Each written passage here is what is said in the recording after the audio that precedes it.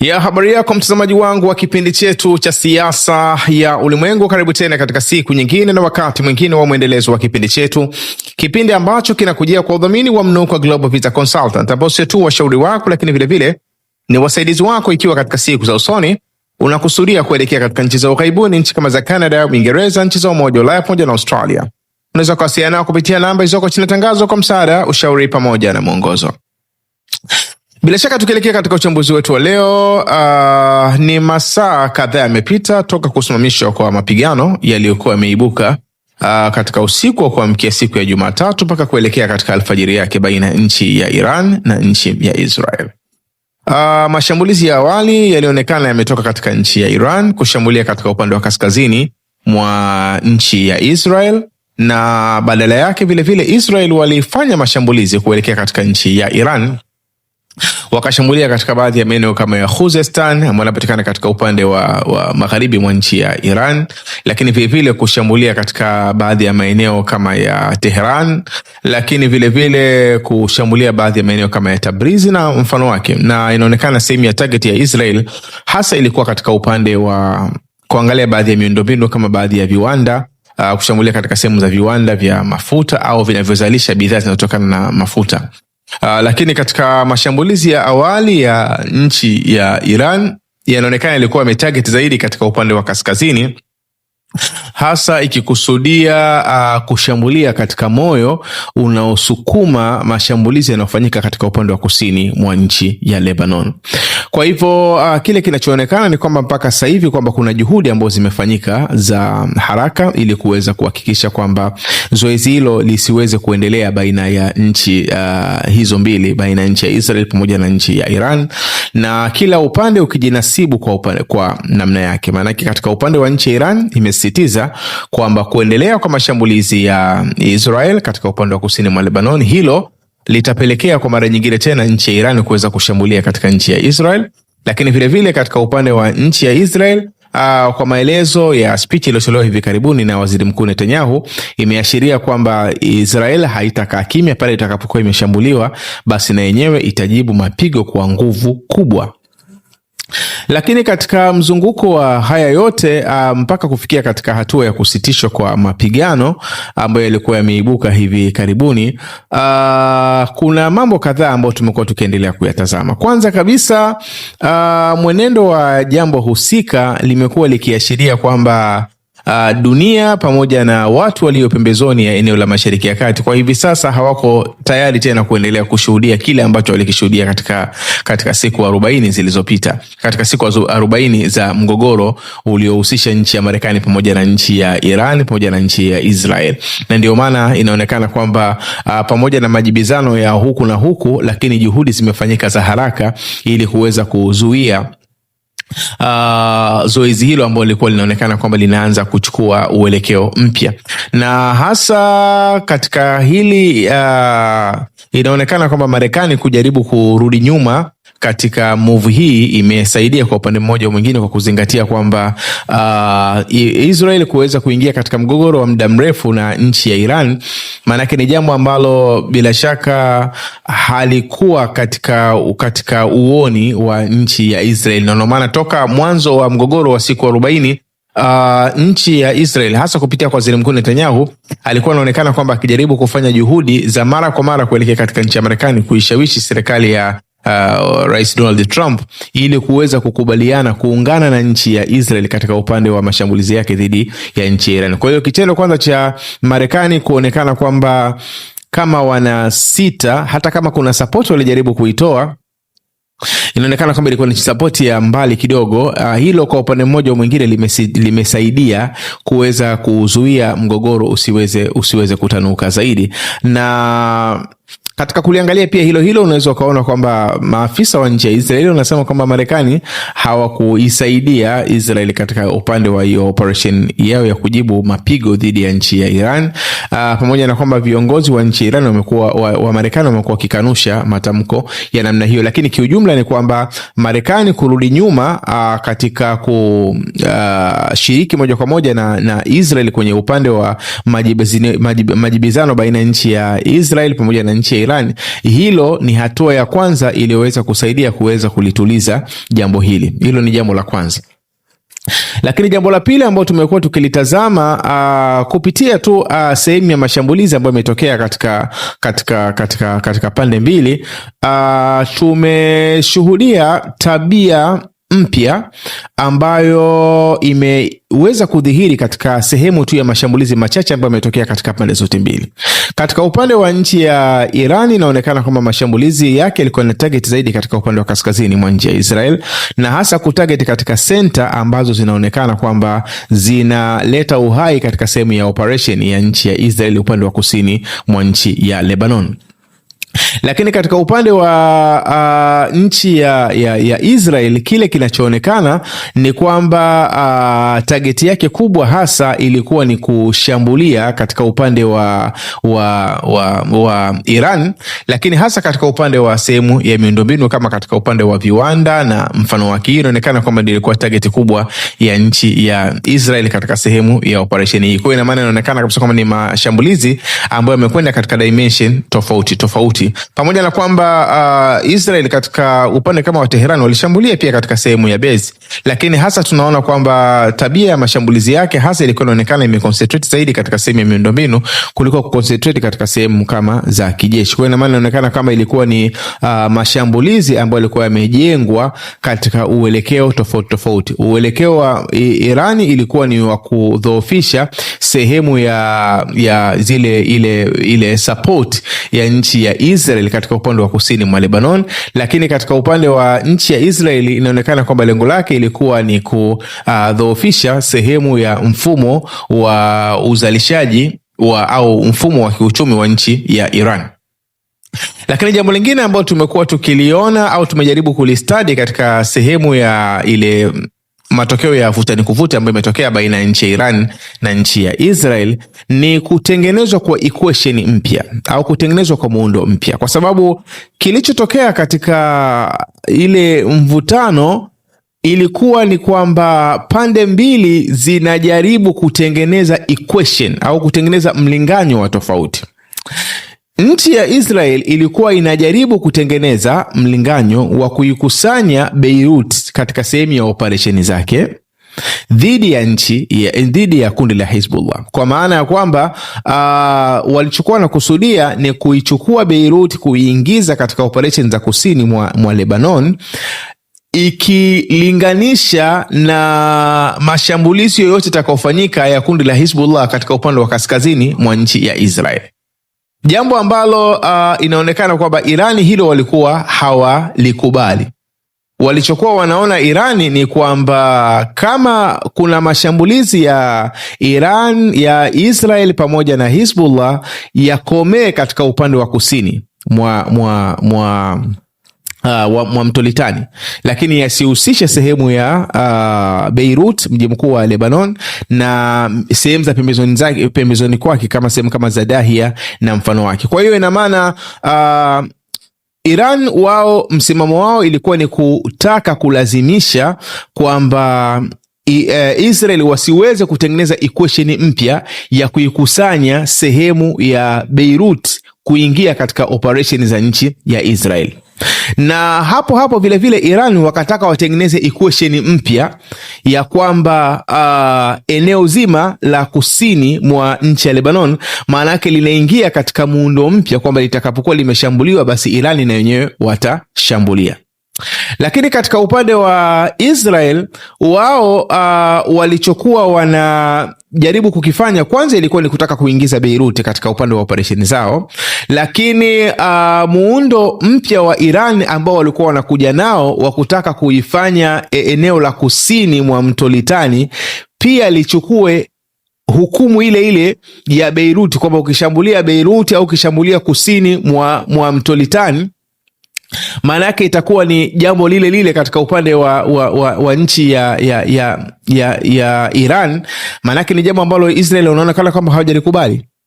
Inaonekana kwamba hawajalikubali, kwa maana ya kwamba kile ambacho kilikuwa kinawezekana kufanyika ilikuwa ni kwamba ukishambulia Beirut ifananishwe walau na Tel Aviv. Hii ndio ilikuwa ni muundo ambao uko sawa, kwamba ukishambulia Beirut basi patakaposhambuliwa itakuwa ni Tel Aviv, na ikishambuliwa miji inayopatikana upande wa kusini mwa Lebanon, maana yake sehemu kama za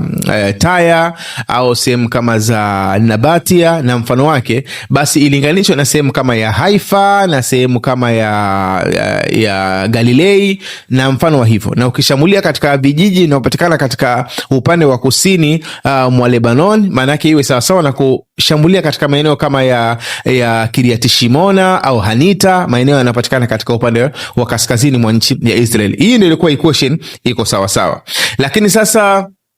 kilichokuwa kimetengenezwa sasa hivi ni kwamba Israel walitaka watengeneze equation ya kutaka Beirut iingie katika upande wa operesheni zao za upande wa kusini mwa Lebanon, lakini vile vile Iran ikataka itengeneze equation ya kutaka kuilinda Beirut na kulinda upande wa kusini mwa Lebanon, jambo ambalo kwa upande mmoja au mwingine inaonekana juhudi zilizofanyika zimeweza kubalance equation kwamba Israel isishambulie katika mji wa Beirut, lakini wakati huo Iran vile vile isihusishe maeneo ya kusini mwa mto Litani katika sehemu ya msimamo wake katika upande wa Beirut, kwa maana kwamba Iran msimamo wake ukomee katika Beirut, lakini usihusishe upande wa kusini mwa mto Litani au upande wa kusini mwa Lebanon, ambao hasa nazungumzia maeneo ya upande wa kusini mwa mto Litani, au hata kama maeneo yanapanda juu kidogo ya mto Litani, basi ni maeneo lakini yanajulikana ni yale ya kusini mwa Lebanon. Lakini katika upande wa Israel vile vile kile kinachoonekana ni kwamba kumezuiwa au wamezuiwa wasifanye mashambulizi katika upande wa Beirut. Maana yake kuna attack au kuna shambulizi ambalo linaonekana limefanyika katika upande wa Beirut, lakini ni shambulizi ambalo linaweza likachukuliwa kwamba ni symbolic, ni shambulizi kama la alama, kwa kuzingatia kwamba attack iliyofanyika katika upande wa Beirut haikuweza kufika katika ardhi, kwa maana kwamba ile bomu au ile silaha iliyotumwa manake iliweza kutunguliwa kabla haijafika katika ardhi ya Beirut, na kitendo cha kwamba haijafika katika ardhi ya Beirut inazingatiwa kwamba shambulizi hilo halikufanyika katika sehemu ya Beirut. Kwa hiyo maana yake ni kwamba imepatikana balancing of equation, imepatikana ile kubalansi ule mlinganyo kwamba msimamo wa Iran ukomee katika Beirut na mashambulizi ya Israel yasifike Beirut, manake ibaki kati kwa kati. Hii inaonekana kwamba ni busara ambayo imejaribu kutumika ili kuhakikisha kwamba kwanza hiyo sintofahamu inaondoka walau katika ile grade ya juu, kwa sababu msimamo wa Irani ni kwamba eneo lote la Lebanon linaingia katika msimamo wa nchi ya Irani kwamba haitakiwi kufanyika vurugu ya namna yote kama tumekubaliana ni ceasefire. Lakini kuikusanya au kuifikia sehemu kama ya Beirut katika upande wa mashambulizi, ili ni jambo kubwa zaidi kwa Iran. Bora hii ya upande wa kusini mwa mto Litani, lakini kufikia katika sehemu ya Beirut maana yake hilo ni jambo kubwa zaidi katika nchi ya Iran ambalo hawawezi kulivumilia. Sasa kile kinachoonekana ni kwamba imeonekana kwamba kwa sababu lile ambalo Iran hawawezi kulivumilia ni jambo la Beirut, basi walau kwanza upande wa Beirut uwekwe pembeni, Israel wasifanye mashambulizi katika upande wa Beirut ili kuweza kutuliza pressure ya nchi ya Iran, lakini wakati huo kuto kuzuia sehemu ya operation za nchi ya Israel katika upande wa kusini mwa Lebanon. Kwa hiyo hali inaonekana mpaka sasa hivi imekaa katika muundo huo, na ndio maana inaweza ikaonekana kwamba Israel sasa hivi wanafanya mashambulizi katika upande wa maeneo ya kusini mwa Lebanon, especially maeneo kama ya chini ya mto Litani. Lakini vile vile hii imekadiriwa hata katika speech ya Waziri Mkuu Netanyahu, imeashiria hivyo kwamba wataendelea kufanya operesheni zao katika upande wa kusini mwa Lebanon, lakini hakutaja mji wa Beirut. Kwa hiyo inaonekana kwamba busara iliyotumika imekaa katika muundo wa namna hiyo. Lakini jambo lingine ambalo hivi tumeliona katika hili hasa ni issue ya Houthi kuingia katika sehemu ya mgogoro huo. Pamoja na kwamba ni operation ambayo imestop, lakini inaonekana kwamba kuna equation nyingine ambayo imetengenezwa katika upande wa Red Sea au katika upande wa Bahari Nyekundu, kwamba kundi la Houthi limetangaza kwamba hakuna movement ya namna yoyote ambayo inaruhusiwa katika upande wa Bahari Nyekundu, kwa maana kwamba meli yoyote ambayo inahusiana na nchi ya Israel maana yake haiwezi kuruhusiwa kupita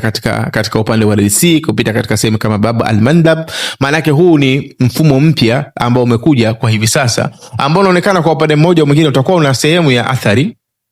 katika upande wa Israel, kwa kuzingatia kwamba pamoja na kwamba ni nchi ambayo ina viwanda na mfano wake, lakini bado ina maamiliano ya kibiashara na nchi kama za upande wa Asia na mfano wake. Kwa hiyo katika mazingira ya namna hiyo, maana yake ni kwamba inaweza ikaathirika kutokana na msimamo wa kundi la Houthi katika upande wa meli za Israel au zinazohusianishwa na Israel kupita katika sehemu ya Red Sea, na hivyo kulazimika wakati mwingine kuchukua umbali mrefu zaidi au kutumia meli za tofauti na meli za Israel au zinazohusianishwa na Israel, jambo ambalo kwa upande mmoja au mwingine linaweza likaongeza gharama pia za maisha kwa watu wa ndani walioko ndani ya Israel. Lakini jambo lingine ambalo tumelishuhudia katika move hii ni kwamba mpaka hivi sasa kile kinachoonekana ni kwamba kila upande umekuwa ukijaribu kuonyesha sehemu ya msimamo kwamba ni namna gani unaweza uka project power yake au ukadhihirisha sehemu ya nguvu yake katika eneo la Mashariki ya Kati. Ukiangalia katika upande kama wa Iran ndio imeonyesha mpaka sasa hivi kwamba ndio nchi ambayo inaweza ikafanya makabiliano na nchi ya Marekani au ikafanya makabiliano na nchi ya Israel katika eneo la Mashariki ya Kati pasi na kujali chochote. Na hata ile doktrini yake au ile muundo wake wa kijeshi unaonekana kama unachukua sera ya offensive ambao tumekuwa tukikariri mara nyingi katika vipindi vyetu kwamba Iran wametoka katika mfumo wa defensive wamekwenda katika mfumo wa offensive, na ndio maana inaweza kaonekana kwamba mpaka sasa hivi imetoka katika mfumo wa kusubiri ishambuliwe, imekwenda katika mfumo wa kuweza kushambulia pale inapoonekana kwamba kuna hatari katika upande wake au katika upande wa sehemu ya maslahi yake. Na kile kilichoonekana katika siku ya jana kwamba yani imefanya mashambulizi kuelekea katika nchi ya Israel pale ilipoonekana kwamba Israel imekwenda kugusa katika sehemu ambayo Iran yenyewe inaamini kwamba kuna maslahi yake. Lakini katika upande wa Israel kile ambacho wameendelea kukionyesha sasa hivi, wanaendelea kuonyesha kwamba wao wana msimamo wao na wanaweza wakaendelea kufanya operation zao bila kumuogopa yoyote, na maana inaonekana kwamba mpaka sasa hivi wamekuwa wakifanya mashambulizi katika upande wa kusini mwa nchi ya Lebanon, kwa maana kwamba kila mmoja amekuwa akijaribu kuonyesha ile sehemu ya nguvu yake. Katika upande wa Iran nguvu yao inaonekana wanajaribu kuitengeneza zaidi katika muundo wa kistratejia ili wawe na sehemu ya ushawishi zaidi katika eneo la Mashariki ya Kati. Lakini katika upande wa Israel kile wanachojaribu kukionyesha ni kujaribu kutanua sehemu ya nguvu yao katika maeneo yaliyoko pembezoni ya mipaka yao, kwa sababu moja katika tabia ya Israel mara zote huwa anajitahidi kutengeneza muundo kama wa buffer zone au maeneo yale kama yanayokaa yani katika hali ya kwamba ni kama maeneo yaliyo katika upande wa vita au yametengwa maalum kama ni maeneo ambayo yana hali kama ya kivita katika nchi zote ambazo zimeshawahi kupigana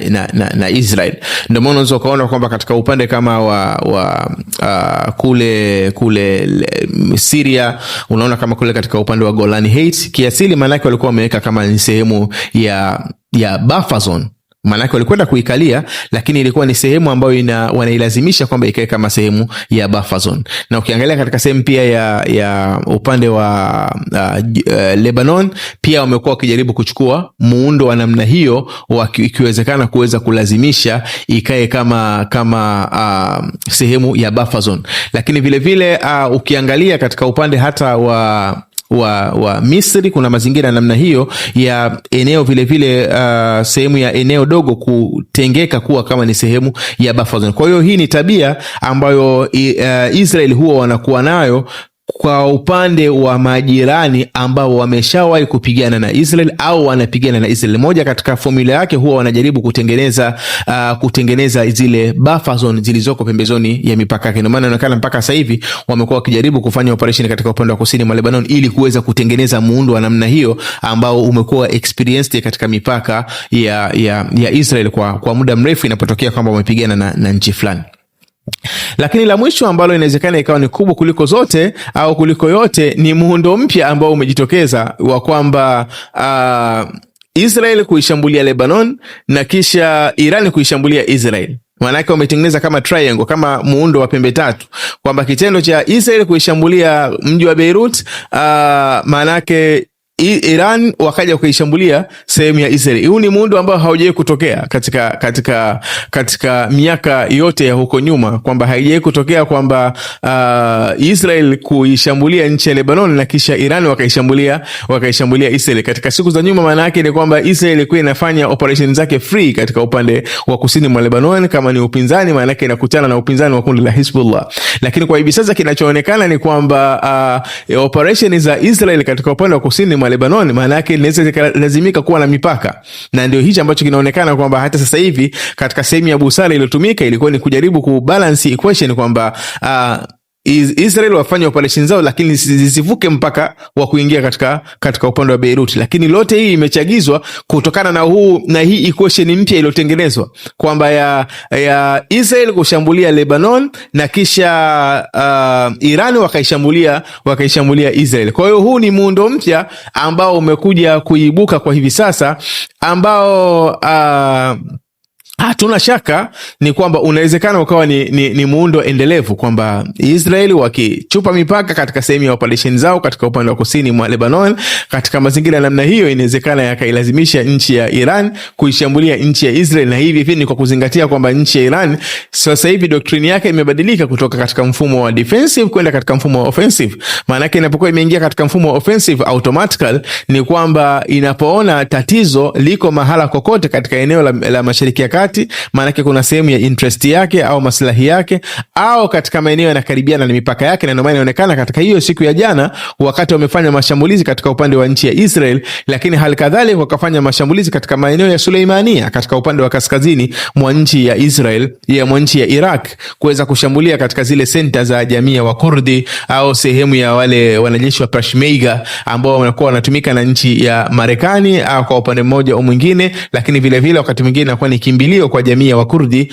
kutoka maeneo kama ya Kurdistan, ambao wakati mwingine wanakuwa wanataka wajitenge kutoka katika nchi ya Iran. Kwa hiyo maana yake ni kwamba ni kiujumla ni mapigano ambayo yamechukua muda mfupi, lakini yameweza kutengeneza equation mpya ya kwamba Beirut kuwa ni center muhimu inayoweza kufanya maamuzi ya kwamba Irani na Israel wapigane au wasipigane. Hii ni equation ya kwanza. Lakini equation ya pili ni katika upande wa Red Sea, kwamba hivi sasa maana yake kuna katazo kwa upande wa meli za nchi ya Israel au zinazohusiana na nchi ya Israel katika upande wa Red Sea. Lakini equation ya tatu ni ya mzunguko ambao tumeuona kwamba Israel kushambulia Lebanon na kisha Iran kuishambulia Israel. Ni mzunguko ambao katika siku za nyuma hatujawahi ku-experience. Kwa hiyo kiujumla mpaka sasa hivi inaonekana kwamba mashambulizi yamestopishwa katika pande zote mbili, pamoja na kwamba hali ya ahadi za kwamba kuna uwezekano mazingira fulani yakijitokeza yanawezekana yakaibuka tena katika wakati mwingine. Bado ni sehemu ya ahadi ambayo vivyo tunazichukua katika uzito wa hali ya juu, tukitaraji kwamba huenda katika siku za usoni hali ikibadilika, inawezekana tukashuhudia yale ambayo tuliyashuhudia katika usiku wa kuamkia siku ya Jumatatu. Lakini kiujumla bado tuna muda wa kuendelea kutazama mwenendo wa harakati hizi, na tukitaraji kwamba huenda katika muda ujao tukapata taswira iliyokuwa bora zaidi ya hii ambayo tumekuletea. Jina langu ni Maulid Ali Mnukwa. Nikuombe uendelee kufuatilia vipindi vyetu, na nikuombe usahau kusubscribe, kulike, kushare pamoja na comment. Uwe na muda mwema.